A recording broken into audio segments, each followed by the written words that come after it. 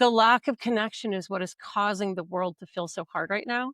And we want to bridge that gap and have people connect. I didn't talk for 6 months intentionally to see if anybody would notice because I just didn't want to get noticed. She always noticed me.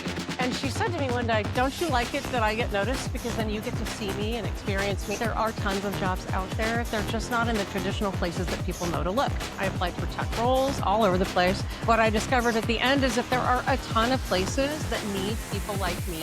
What it turns out I'm really fantastic at is being a product whisperer. What I can do is I can take an idea and I can help find out what about that product lights you up and make sure that your story really aligns. This is the Relentless Pursuit of Winning podcast. My name is Rick Meekins. I'm the managing partner at Epiphany Business Consulting and your host for today. I am so delighted to have you in the studio. Thank you for being here. Don't forget to like, subscribe, hit the bell so you can be notified every time we drop a new episode. Now let's get it started. Hey guys, welcome to this episode of the Relentless Pursuit of Winning podcast. This is going to be an awesome show. Today we have Rachel Petzold in the studio. She is known as the Product Whisperer, and we are going to get down and dirty into that. So if you haven't done it already, make sure you like, subscribe, hit the bell so you can get updates every time we drop a new episode. And with that done, let's get it started. Rachel, welcome to the show. Thanks, Rick. It's so good to see you again. You as well. You as well. I was excited for the show. We had such a great rapport. It's just like, yes, let's do this. Yes, absolutely. Wouldn't have missed it. I appreciate that. Our guests are going to appreciate that. So let's do this. Let's give the guests a little bit of your background. So you want to break that down for us? Who you are, what you do, and why you do what you do? You bet, you bet. So my background was working as a product leader at big companies like Nike and Starbucks with small businesses. And product is where you kind of have to take the information that consumers are giving you and build something. You don't just build something because you think it's going to be good. You want to get the feedback from the world. And so it turns out I'm really good at getting feedback. And after my third layoff in 4 years during early COVID in tech companies, I thought, I'm the boss that's never going to fire me. So maybe I should just go out on my own. And I started thinking that I could replicate what I had done with the companies. But what it turns out I'm really fantastic at is being a product whisperer. And that's what my title on LinkedIn is, because what I can do is I can take an idea from a service provider, from a business that has a true product, something that you sell at the store or online, and I can help find out what about that product lights you up, the person that is delivering it, and make sure that your story really aligns. Like, it's finding your soul and then making sure your soul is a part of the story you tell. That's really interesting. And we did that, and we'll have to go into that story a little bit. But what is your process? I mean, how do you do that with people? I have lots of conversations with lots of people, as a consultant, and it's just like, okay, well, we need to do, these sorts of things. When I think of product whisperer, I think of something that goes, I don't know, far beyond that. It kind of does. So here's the secret. I was very operational for most of my career before I really leaned into product. So I can build you spread charts and Gantt charts and diagrams to show you all the pieces and parts that exist in a system, even if I don't see them directly. I have this sense of intuition about how the things behind the scenes are going to work. And what I've done is I actually overlay that on conversations. I like to get to the core, like what makes a person tick. And when you find out what makes somebody tick, like when the lights come on in somebody's eyes about the things they talk about, not just, hi, I'm an operations manager and I make process better and I make things easier. I'm always poking to get but there's something else. Tell me more. Like, tell me about a time when the old school STAR method. I use that a little bit in my interviews to make people keep repeating it until they get to the bottom of something, until they get to the magic spot. How do you know they were right there? The look on their face, the way they feel, because they'll tell me, "Oh wait, I think I'm feeling something here. Something's going on. What did you just do?" I hear that all the time. That sounds weird. Right, in the best way. It's weird in the best way. You mentioned you did mention intuition though, and I know that is something that's hard to quantify. It is. Tell me about your experience with intuition. I'll give you an example. So early in my career, I had a leader tell me, there's a problem over there and I can't figure out what the problem is. The data isn't telling me where the problem is. And so I went to sit with the team and I talked to the team and I bought the team pizza because they were a team that said, if you want our opinion, give us some pizza. And so we were sitting and talking over pizza. And I looked around the room and I said, okay, I want you each to say one word right now, the first thing that comes to your mind, almost like a kid's game. And every person was like, I'm not going to play this game. And so I said, I'm going to go first. Mayonnaise. And they were laughing. They're like, mayonnaise? Why mayonnaise? I'm like, next. Somebody has to say something next. But basically, whatever is top of mind sometimes can come out through the language that you use, the things that are already in the back of your head. And so I said mayonnaise, so they got silly. But by the time we got to the fourth person, there was a theme. And I had discovered the problem that they had. And the problem that they had was that they didn't have something they needed. And so they were using language to bring me, without even knowing this was what they were doing, to bring me to the conclusion that there was a need that they couldn't define. They had a problem and they didn't know how to solve the problem. And it was actually causing them distress. So we played a game on the board, and I took chalk on a chalkboard. We played a game on the board and I said, I want you each to write 3 words that make you happy about what you're doing right now. And all those 3 words were based on the thing they were avoiding. So I found the problem by finding the things that were making them happy and then seeing where the void was in the happiness. Wow, and this was your intuition that took you down this path. Yeah. Yeah. Wow, that's And brilliant. so there is no one way to do this either. Every person I talk to kind of gives me clues because I'm really good at reading people. By the way, it was so hard when COVID started because I'm used to being in a room and feeling people's energy. I Yeah, had to relearn how to do this virtually on Zoom, and I still interesting. can do it on Zoom, but it is not the same because I can't feel if you're happy or sad the way that I can if I'm sitting in a room with you because I got this weird emotional intelligence thing going on. So Yeah. moving from that, we found the thing that they were all kind of ignoring and hiding from. And that's what we focused on. And by the end of that conversation, we not only knew where the problem was, we knew what the solution was that they wanted to achieve because they wanted to feel better. And they were feeling bad about this thing. So they were avoiding it and kind of hiding from it. All right, so how does that's not quite a product though. How do you do that with a product? The way you do that with a product. So people are products, right? Because if you're a service business, you're selling yourself, the things you do, but you're selling yourself. For a physical product, like if it's an app or if it's something else, there's always going to be that chunky spot, the spot that you're avoiding, the thing that you don't like to do if you're using it or playing with something. If it's, let's say you go to the grocery store and you're looking for a candle. You go looking for a candle, you want the color, you kind of like that smoky glass look. I'm really big into the fireplace and bourbon. That's what I always look for in the candles, but I'm going to test some and I'm going to smell some, and every one of them is going to give me a reaction. My personal opinion, my personal reaction.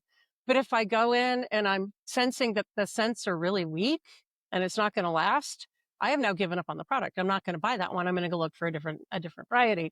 So when looking at products and when looking at how to use a product or how to deal with a product, I start with my happy place. Does this make me feel good? And the people around me have that same impression of other people. They just don't have the ability like I do to translate that into something's wrong here or they're really happy the way I've just practiced and been able to do. That's helpful. One of the things that I've noticed are going to rooms, networking rooms or whatever. I would say something in effect like I don't do this anymore, but it's just like, hey, I'm a growth consultant and I help companies grow and that. And then you go around the room with 20 people and inevitably 3 people say the same thing. Uh-huh. And so the question becomes how do you really articulate? How do you help people really articulate that value that's different, but is also relatable to the other people in the rooms? Because I mean, you can come up with the coolest, tagline in the world, but if nobody knows what it means, then nobody's going to refer you and say, "Hey, my buddy can whatever." How do you work with people like that? Because I mean, it's not just in my mind, at least, it's not just a title, but it's a mindset as It well. is. It's when you're dealing with a person. It is, absolutely. I was terrible at it when I did it for myself. So I think that's where this really starts. The product whisperer became a thing because I couldn't figure out what my tagline was. I'd walk into rooms and people would look at me like I was speaking Greek, or I would tell people about it and they're like, oh, you're a product manager. No, I'm not actually, but that's what you did. That's what it shows on your resume. So you're a product manager. And so I think we put labels on people And my goal, and the way this happens, when the magic moment happens, it's because I've stripped all the labels away. And now we're just talking about who you are at your soul.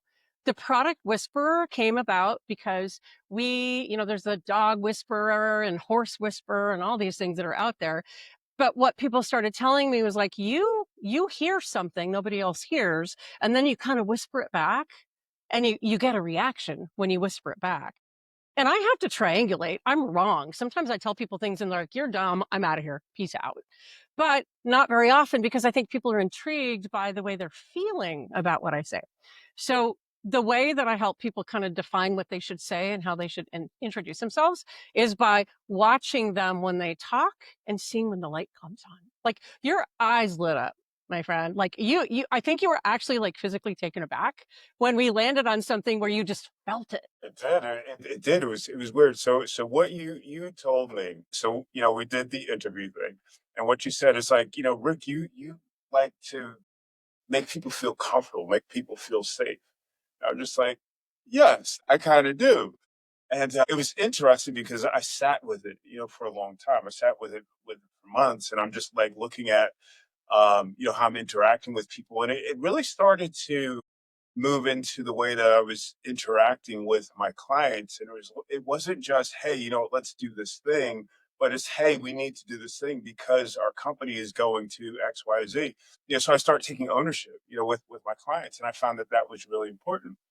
And the funny thing is that my name actually resonates with that. My name, Walter Richard Meekins, resonates with shepherding. And I was just like, oh, this is cool. And my dad's name is the same, my son's name. So we got this whole legacy thing going on. And I it's love that. thanks to you. That's amazing. But see, I felt it a little bit before I introduced it too. Like it's an emotional thing for me. Yeah. So I'm a storyteller. And the reason I like to tell stories is because I want people to light up when they get to hear a story. I want it to be a story that's really empowering and impactful and exciting and delightful, or maybe silly. I love to write. And so I was the shy kid. I never talked. And what I discovered is that somebody did this for me when I was probably in 6th grade, I think. And she sat down with me. She would go singing opera in the hallway. Mrs. Leopard, a great, great teacher when I was in grade school, junior high-ish age. And she would sing opera down the hall. And I was like, I want to be like her, but I would never talk. Like I didn't talk for 6 months intentionally to see if anybody would notice, because I just didn't want to get noticed. She always noticed me. And she said to me one day, don't you like it that I get noticed? Because then you get to see me and experience me. And I was like, so now I have to show up and I have to actually be present and let people see me and hear me and think about things. And she said, you are probably one of the most intelligent, thoughtful people in your age range that I have ever met. I want to hear your voice. And I was like, oh, I got to get comfortable talking to people in front of people. And so I gave my first speech and I screwed it up grandly because I was so nervous I could barely talk. But I got off the stage and she goes, now, did you die? No, I'm still breathing. And she's like, okay, so go do it again and you won't die. You now have proven to yourself that you physically can do this and you're going to have to get comfortable with it. She said, because someday you're going to make a difference in the world. I just can feel that about you. And I thought, I want what she just said to be something I can say to somebody someday.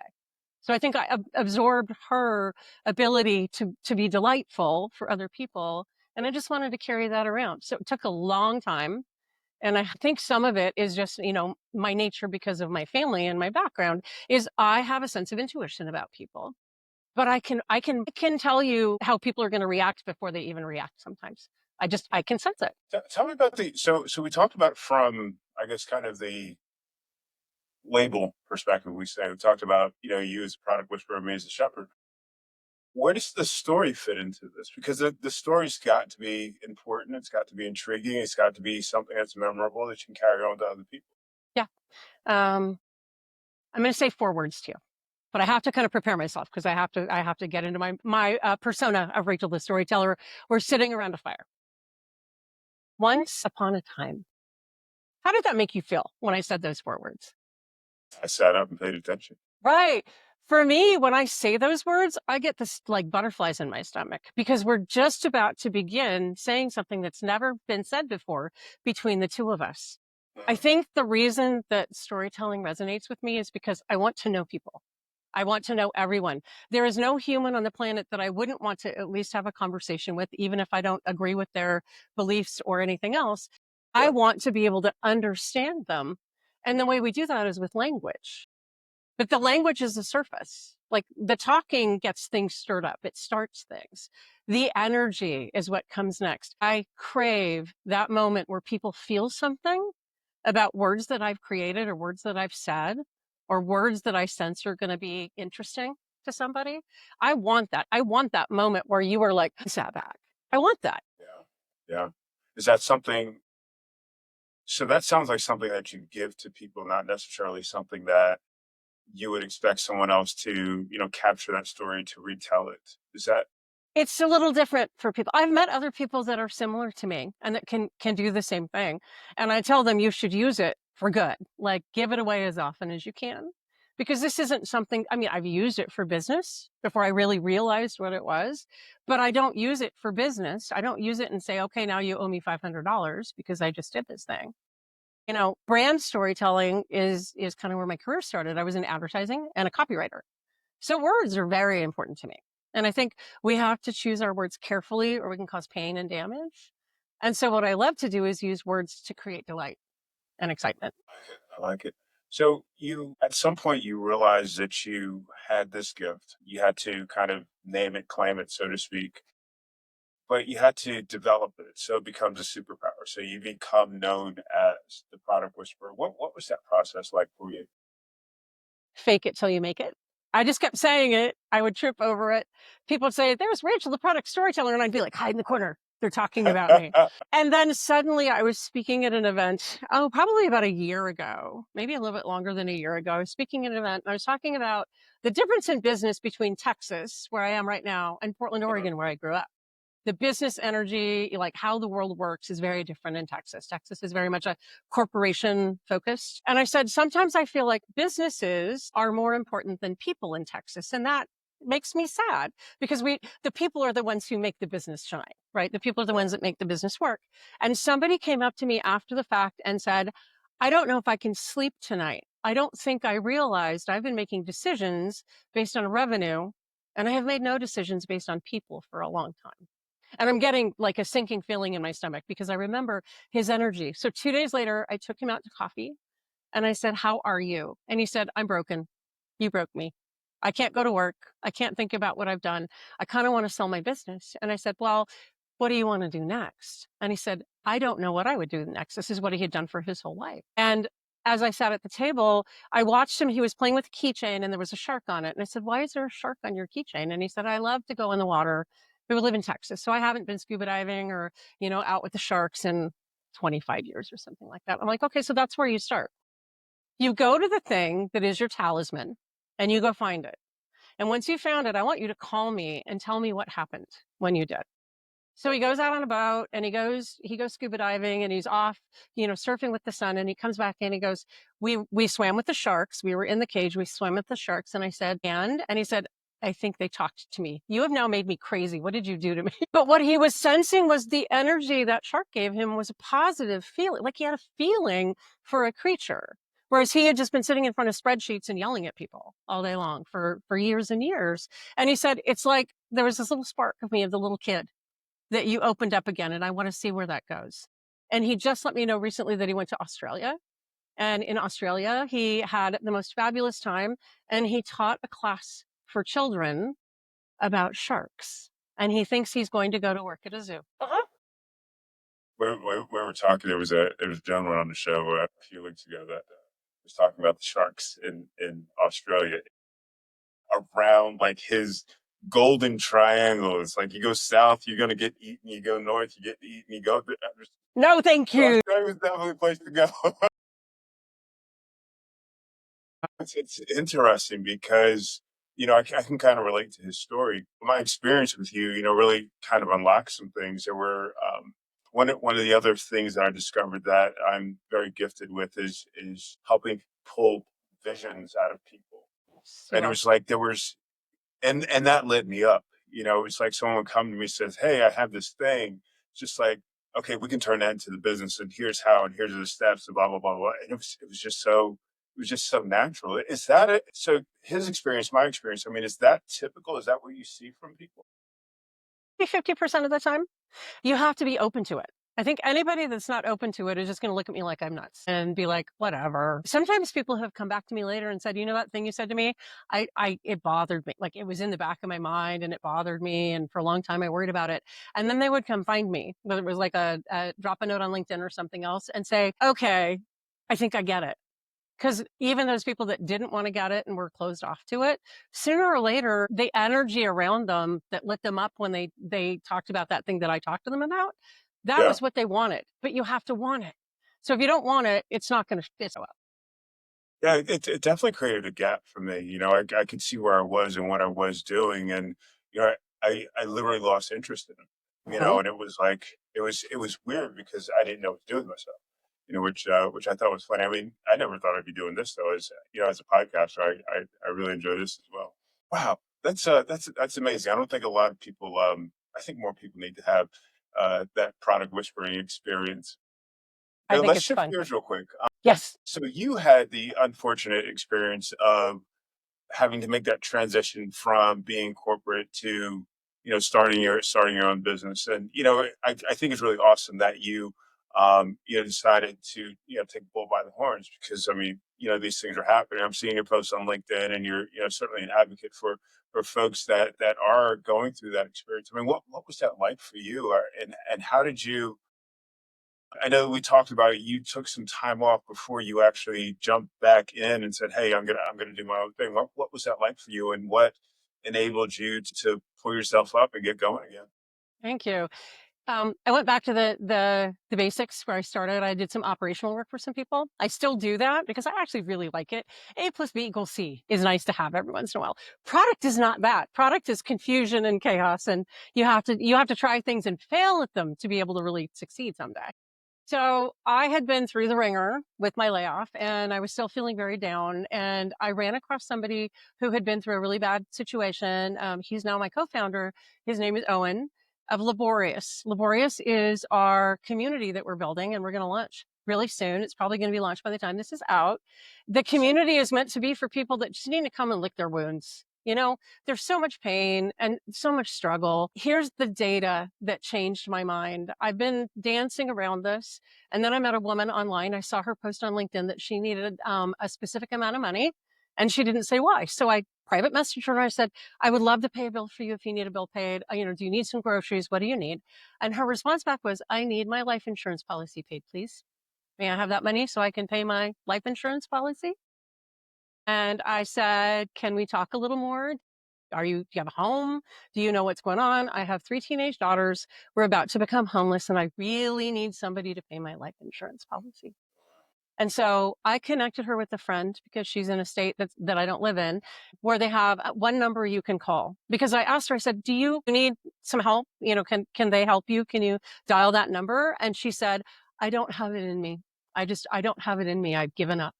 And I thought, I can't let you give up. So I'm going to find somebody. So I connected her with an amazing friend of mine who shepherded her through the social services that she could find in her state, got her temporary housing, got them a place to store all their stuff, did the best that we could with what we had to work with. We didn't put a penny into her at that point because it was like, there are people that can catch you. You just didn't know. Yeah. And I lost sleep. I was terrified for her. I thought, I can't imagine being in a place where I'm not okay enough to say, I need money for my life insurance policy and kind of make it obvious that you weren't thinking about being here in a year. And she's a wonderful person. I got to talk to her on the phone. So I couldn't sleep. I thought there's so many more people out there. And then I started seeing them on LinkedIn. Hi, I'm losing my home because my car is about to be towed. Can somebody help me? I am not wealthy. I cannot give these people money. I can't do that. So what I can do is I can try to build a place where they can come find the help that they need. We don't do social services. We don't do donations for them, but we will have people that will Sherpa them to connect. So Laborious is meant to be a place to come land when you've lost your job, whether you're an executive and you have tons of money in the bank and you're like, what just happened? I've worked for that company for 20 years.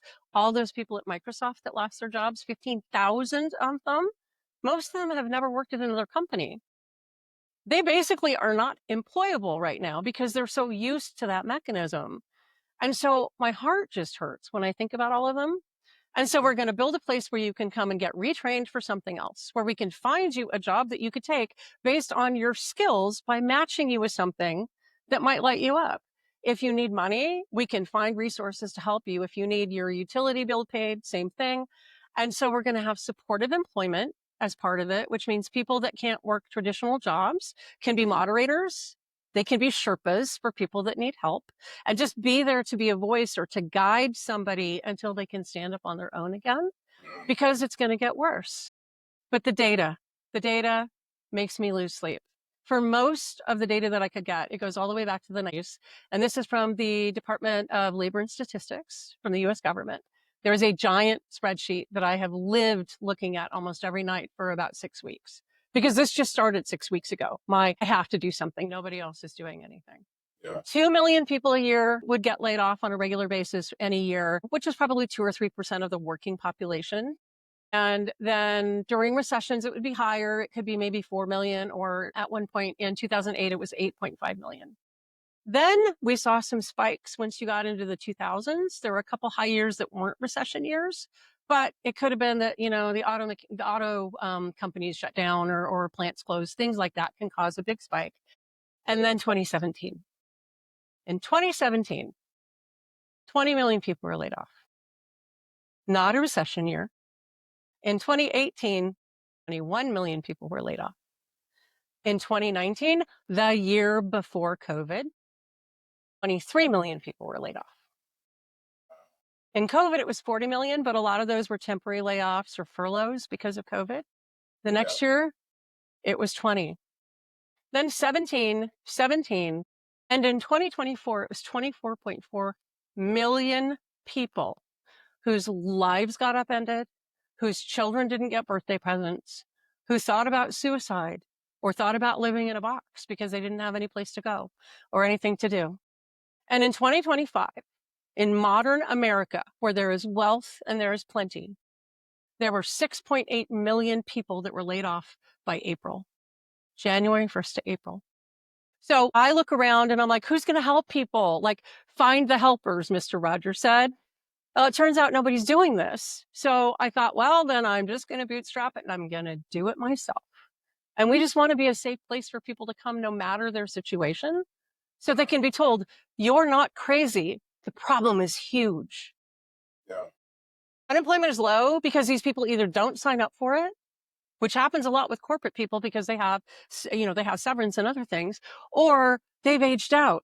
In Texas, $147 a week for 6 months does not cover rent for basic rent in any place that I know of in Texas. And so I'm an executive and I had money that I could drain. What about the people that are young in their career? And college kids are coming out of college and can't find basic jobs. They can't get employed at all, even at McDonald's. At year one after graduating from college, they are 49.11% underemployed. 27% have never had a job since they left college. And mom and dad want them out of the nest. So our approach to this is we're going to go find moms and dads that will sign up their kids and they can learn about executive presence. We'll do some mentorship. There's a lot of free stuff you get when you join the platform. There's stuff that can be an add-on that's a little bit of money, and that will help us then continue to reinvest in the community because we're going to be a B Corp. This is not about making a massive money for billionaires that already have money. We're not going to take big investors. We want people to be protected from the bad behavior of other social media platforms. So it's just going to be a nice ecosystem where you can come for a while or maybe stay for a long time because you've met mentors or your network is growing here and you're somewhat anonymous because you have a handle. So you don't get harassed like you do on LinkedIn if you say, I had a really bad interview with this company. And then suddenly you have recruiters yelling at you, making you feel small, and you get attacked. I didn't know that they were doing that. That's terrible. It's horrible. I mean, LinkedIn has become kind of a viper pit. It's wow. I had no idea. That's A lot of people don't. heartbreaking. It is heartbreaking. Here you are, you've lost your work. Recruiters are interviewing, you get 1,000 applications for something because of AI. and they're all Yeah. tuned to the job description. The job descriptions are built by AI. So basically the robots are arguing and the people are getting stuck in the middle and can't get anywhere forward. And Yeah. supposedly there are 7.5 million open roles in the world. But last year, if 24 million people lost their work and there are only 7.5 million jobs, even if we went 1-to-1, only a third of them are going to get employed with those new jobs. And that's if they're even jobs that are in the spaces that those people left, right? It's usually service and industry jobs that are swelling and growing when we see numbers like this. But somebody's got to change it. What happens? I mean, it's like you're, friend of mine. She's I think she's like 50 something or something like that, and she's been out of work for 6 months or so. She's been very diligent about and that sort of thing, doing the follow up and all that good stuff. And she's gotten, I mean, she's putting in, I don't know, 20, 30 resumes a month or a week. I'm sorry. She's gotten one interview. I mean, She and did that's better on, than me. I had a wow. thousand resumes I put out there, 1,000 applications, zero, not even a response. What's happening here? And what's the remedy? I mean, it's like we build a platform to give people hope. But what's the remedy here? The remedy here is that there are tons of jobs out there. They're just not in the traditional places that people know to look. I went to tech because that's where I had been. I applied for tech roles all over the place. I worked with startups that didn't pay me just so that I could get a startup on my resume. And what I discovered at the end is that there are a ton of places that need people like me. And I got offers when I went after unique opportunities, nonprofits, small businesses. If I walk into a small business or even a medium-sized business here in Texas and I say, hi, I'm Rachel. I worked at Nike. I worked at Starbucks. I'm here to help you. It's like, oh, we're not worthy. I'm just Rachel and I just build spreadsheets. So I trust me. There's nothing magical about me, but my background should get that going. But what people were seeing was, oh, she's a job hopper because I lost my job during COVID in November of 2020. I resigned from a toxic company in 2022. I took another role at a tech company. They eliminated my team in 2023 without warning for some really sketchy reasons. But I don't want to work for somebody that doesn't want me to be there. But there's damage that's done to you, and I didn't present well when I first came out. So Yeah. I had to heal.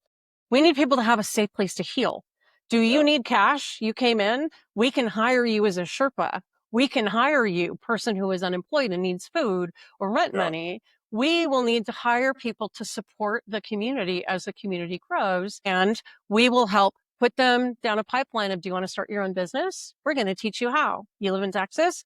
Here's the information. And then Rachel and the other Rachels that we'll train will go talk to Amanda that wants to start a new business and find out what feeds her soul. So she picks a business that's viable and that will actually be something she loves and enjoys doing, and she'll never fire herself. Yeah. And Yeah. that's the plan. That's interesting. That's kind of what I was thinking. I felt like, I don't know, a few years ago, probably 2018 or so, we are headed back towards almost like the cottage industry, Yes. where we're working from home and we're making stuff happen every day. It makes sense. And then when we put your spin on it, it's just like, this is what I uniquely do and this is who I uniquely serve. It goes up. Uh, it makes even more sense. By the way, Yes. you said that you weren't magical, but you also said you had high intuition. I'm just People to think I'm, I don't know, a witch or something, because I'm not. I am human. I am fully human. I've never lived on a foreign planet. Somebody actually asked me that once when I worked at, I think it was at Starbucks. Are you from another planet? Because it's so weird how you just immediately know what we all need. Like you're doing that. Well, I'm also a mom and I love to be able to read people because I want to be able to delight them. Like, isn't it fun when you hear a cue or you see something and then you can do something and somebody's like, wow, that was amazing. I like to do that for people. yeah, yeah. It's funny because it's so fulfilling. I would Yes. imagine, being able to do that, especially with people that have a greater have a much more personal need. So many out there, so many out there. And I think the last thing that's really important to think about when you think about how because I want everybody that's listening to this to think about some way that they can do something that surprises and delights somebody.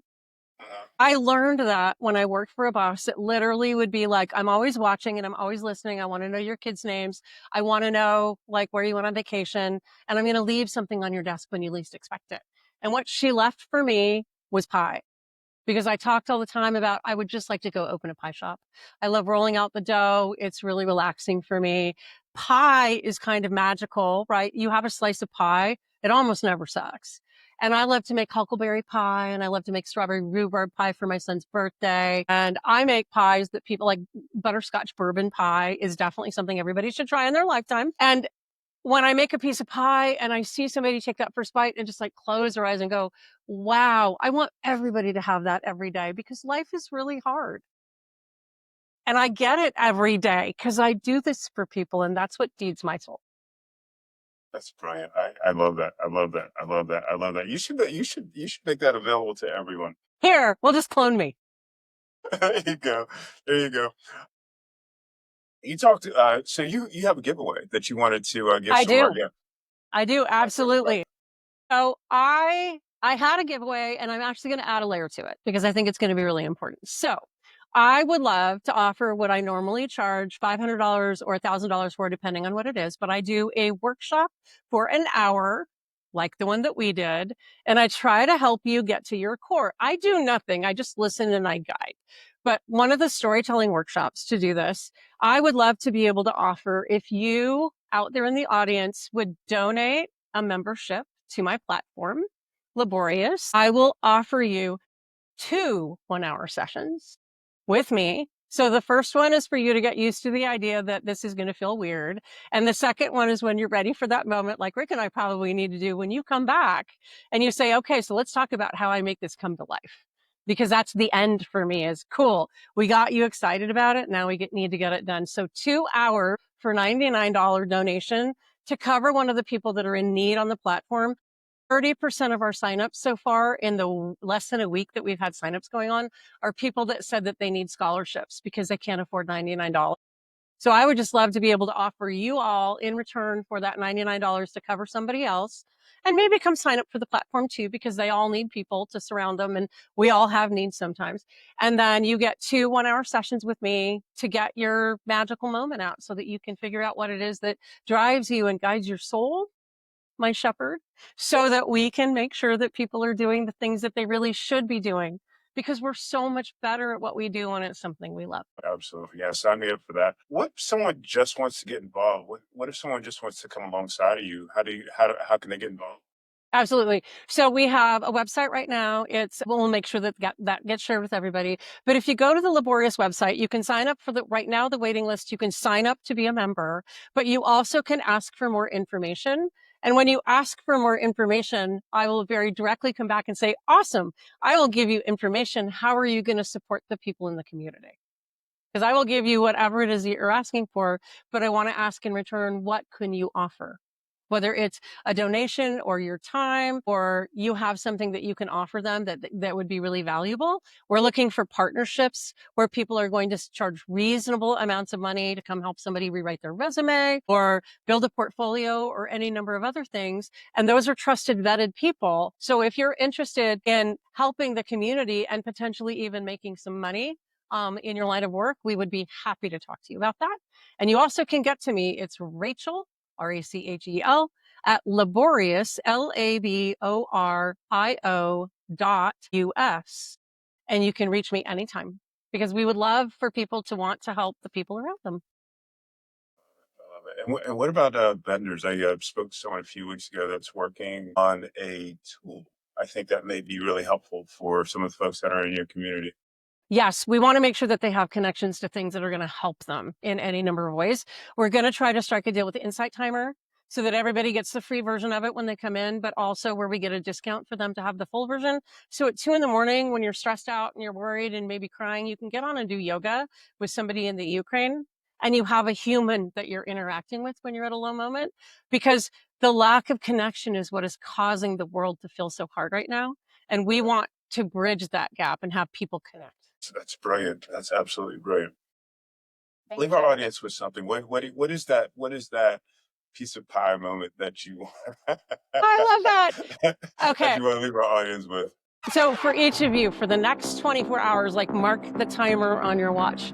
I want you to feel what's going on around you. And when you feel a little spark of something, take note, because that's something you probably should be focusing on. Thank you so much, Rachel. I enjoyed this. I'm looking forward to finding out how we can activate the shepherd. I love it. We can do that next. You know, I'm ready. I'm ready when you are. Awesome. I got to take advantage of that. So thank you so much for being on the show. I really enjoyed our talk. Thanks, Rick. Thanks, everybody, for watching. All right, folks. Thank you so much for watching or listening to another episode of the Relentless Pursuit of Winning podcast. We will catch you next time.